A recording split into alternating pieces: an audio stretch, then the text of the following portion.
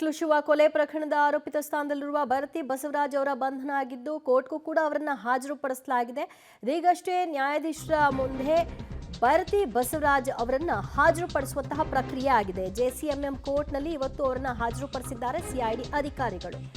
ಜನಪ್ರತಿನಿಧಿಗಳ ಕೋರ್ಟ್ನಲ್ಲಿ ಮಾಜಿ ಸಚಿವರು ನಿಂತಿದ್ದಾರೆ. 14 ದಿನಗಳ ಕಾಲ ಕಸ್ಟಡಿಗೆ ಬೇಕು ಅಂತ ಸಿಐಡಿ ಅಧಿಕಾರಿಗಳು ಕೋರಿದ್ದಾರೆ. ಬಿಕ್ಲು ಶಿವ ಕೊಲೆ ಪ್ರಕರಣದಲ್ಲಿ ಇವರ ಪಾತ್ರ ಬಹುಮುಖ್ಯವಾಗಿದೆ. ಹಾಗಾಗಿ ಅದರ ಬಗ್ಗೆ ನಮಗೆ ಬಹಳಷ್ಟು ಸಾಕ್ಷ್ಯಗಳ ಕಲೆ ಹಾಕುವಂತಹ ಅನಿವಾರ್ಯತೆ ಇದೆ.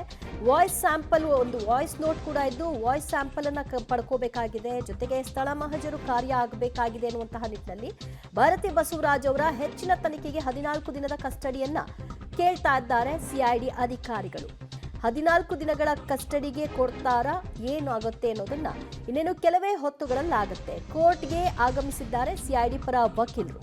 ಬಿಕ್ಲು ಶಿವ ಕೊಲೆ ಪ್ರಕರಣದಲ್ಲಿ ಭರತಿ ಬಸವರಾಜು ಪ್ರಕರಣದ 5ನೇ ಆರೋಪಿತ ಸ್ಥಾನದಲ್ಲಿದ್ದು ಅವರನ್ನ ನಿನ್ನೆಯಷ್ಟೇ ಬಂಧನಕ್ಕೆ ಒಳಪಡಿಸಲಾಗಿತ್ತು. ಅದಾದ ನಂತರದಲ್ಲಿ ಸಿಐಡಿ ಕಚೇರಿಯಲ್ಲೇ ಇರಿಸಿಕೊಂಡಿದ್ದು ಇವತ್ತು ಅವರನ್ನ ಕೋರ್ಟ್ಗೆ ಹಾಜರುಪಡಿಸ್ತಾ ಇದ್ದಾರೆ.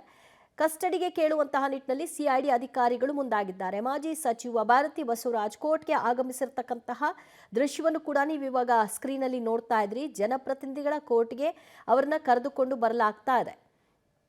ಈ ಪ್ರಕರಣದಲ್ಲಿ ಅವರ ಪಾತ್ರದ ಬಗ್ಗೆ ಈಗಾಗಲೇ ಜಾಮೀನಿನ ಸಂದರ್ಭದಲ್ಲಿ ಬಹಳಷ್ಟು ಅಂಶಗಳನ್ನು ಉಲ್ಲೇಖ ಮಾಡಿದ್ರು ಸಿಐಡಿ ಪರ ವಕೀಲರು.